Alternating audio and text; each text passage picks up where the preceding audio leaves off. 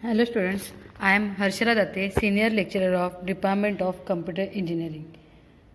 In this semester, I am going to teach you the subject Network and Information Security. The subject code is 22620 and this is for COA, B and IF department. This is the examination scheme for your subject. You have 3 hours of theory paper of 70 marks and 30 for progressive assessment internal. In among these, the 20 marks are for your test and 10 marks for your micro project. The total is 100 marks. And for practical, you have 25 marks of internal, that is manual marks, and 25 marks oral. So total 50 marks.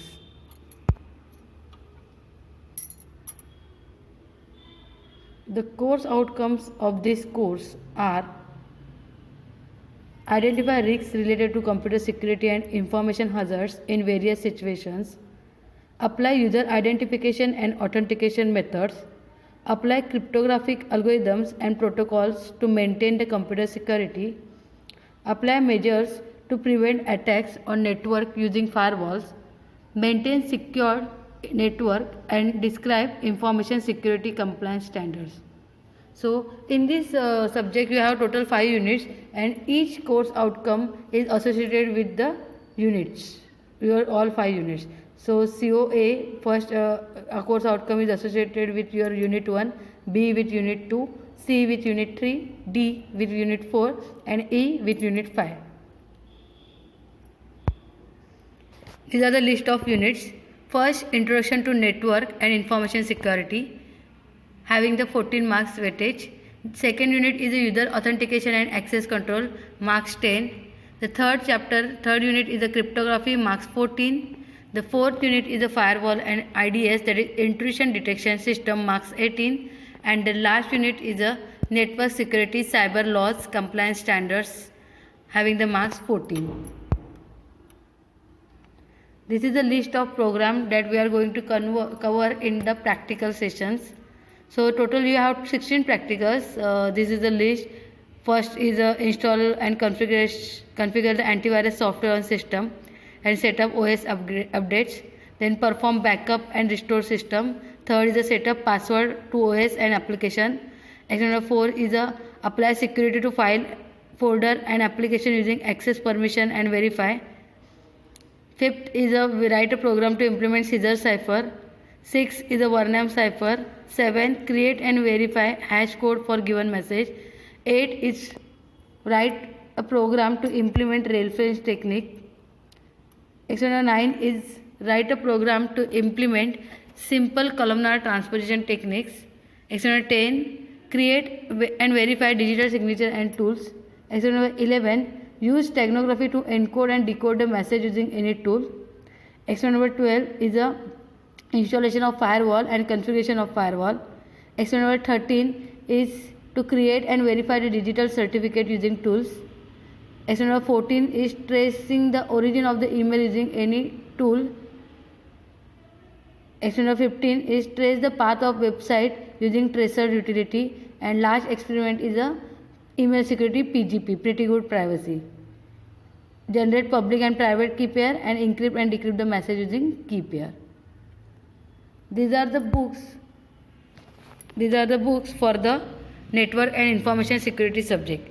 Computer security by Goleman, cryptography and network security by Atul Kahate, cyber laws and IT protection, Harish Chandar. There is another one reference book that I am going to provide you a soft copy of that book, that is ebook of that book, that is Computer Security Principles by Greg White. So let us start with the syllabus. So in this video lecture I am going to teach you the unit 1 of the NIS subject, that is Introduction to Network and Information Security. In this in this video lecture I am going to cover the foundation of computer security topic. The unit outcome of this topic is explain the given component of computer security.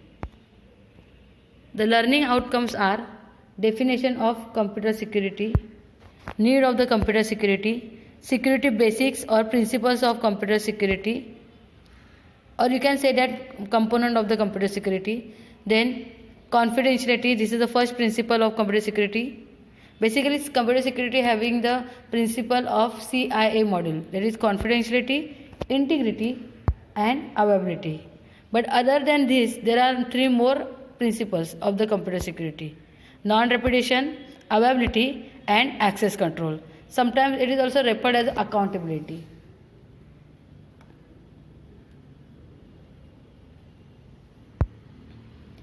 So let us start with the definition of the computer security.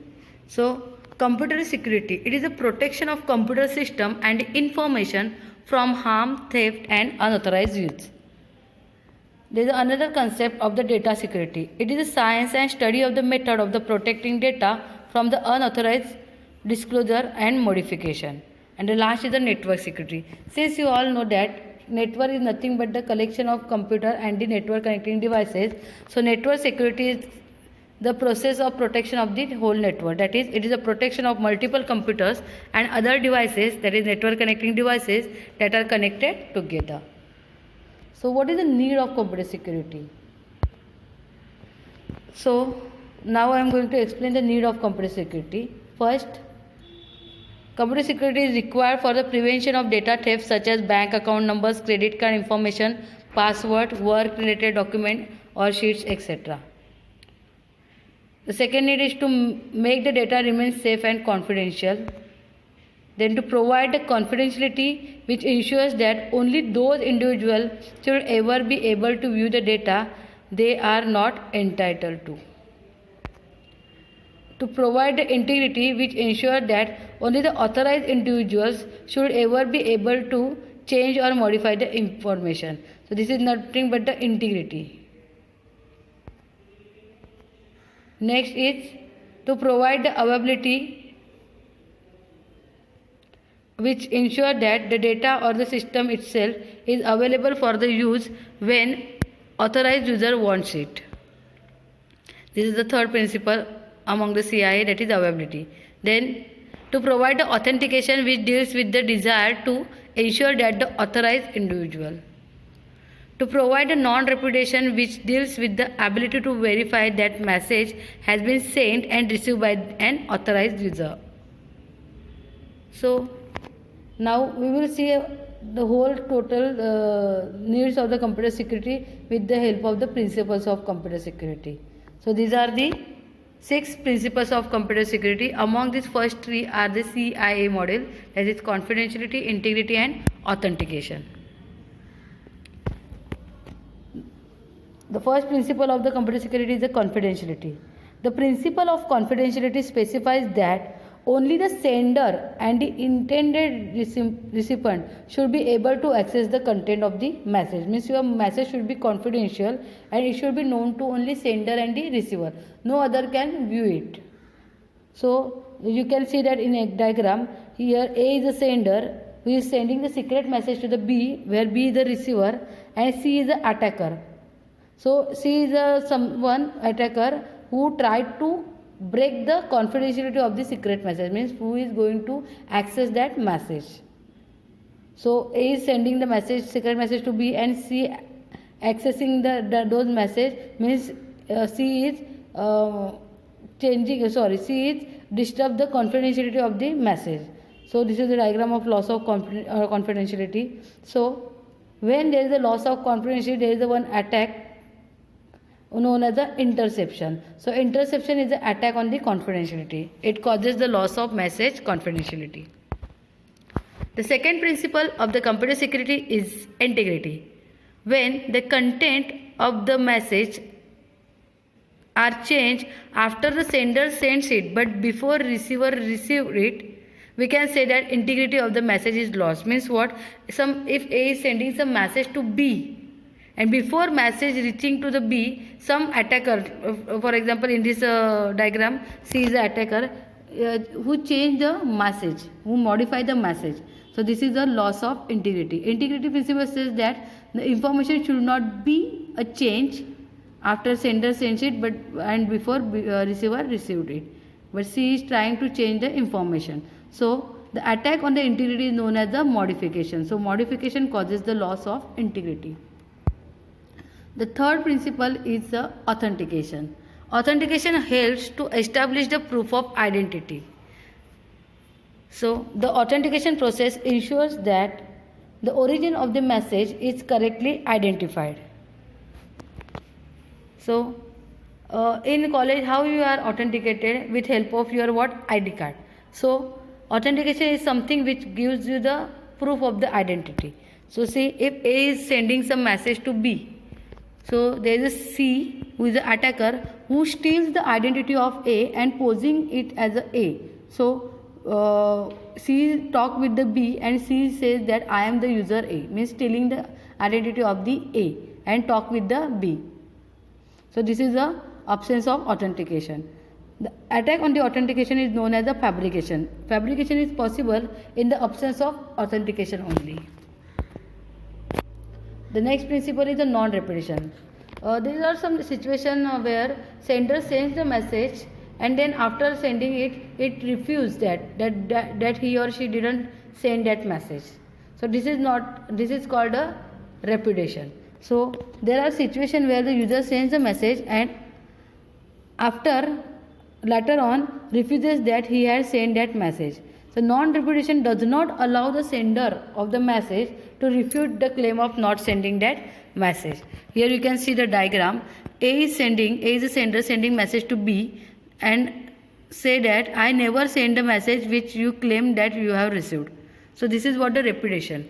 If there is a principle of non-repudiation, then original sender cannot refute after sending that message. The next principle is availability. The principle of availability states that information should be available to authorized user at all time. So if A and B are the authenticated user for each other, A is sending some information B, then C is the attacker who stop the A to contact with the B. So A is not available to the B for the communication. This is the attack on availability. The attack on availability is known as the interruption. So interruption puts the availability of the resources in danger. The last principle is the access control. The principle of access control determines who should be able to access what. Means what? For example, take an example. If you are coming to the college, you are wearing the identification marks, that is your I-card. So the watchman on the gate authenticate you with the help of the I-card. So this is your identification and authentication. Whenever you enter in the college, there are many classes and labs, but you have to sit in your class only. For example, if you are in third year of computer engineering class, so you have to sit in the third year computer engineering class only. You can access the classrooms for your classroom, that is classroom for the third year computer engineer, and labs for the computer engineering department, not the mechanical class or mechanical labs. So this is what the access control. Access control determines who should able to access what you can access, what you can't access. If you are wearing the ID card of this college, you are authenticated for whole college, but you are not authorized for all the resources in this college. Okay, so access control is a way who controls that resource use. So it is broadly related to two areas: role management and rule management. Role management is something which concentrates on the user side and in which we decide which user can do what. And in rule management, rule management concept concentrate on the resource side, which resource is accessible and under what circumstance. Take an example of your college again. If there is a access control method policy will apply on you based on the role management, then in our college there are many roles like teachers, non-teaching staff, students and the management. So according to their role, we can decide who should access what. And rule management is what we are concentrate on the resource side. For example, if we are going to consider rule management on the labs, so computer lab can be accessed by the computer students, computer teachers and management. Mechanical labs can be accessed by the students, mechanical teachers and the other managements. Okay, so this is what there are two types or areas: role management and the rule management. Thank you.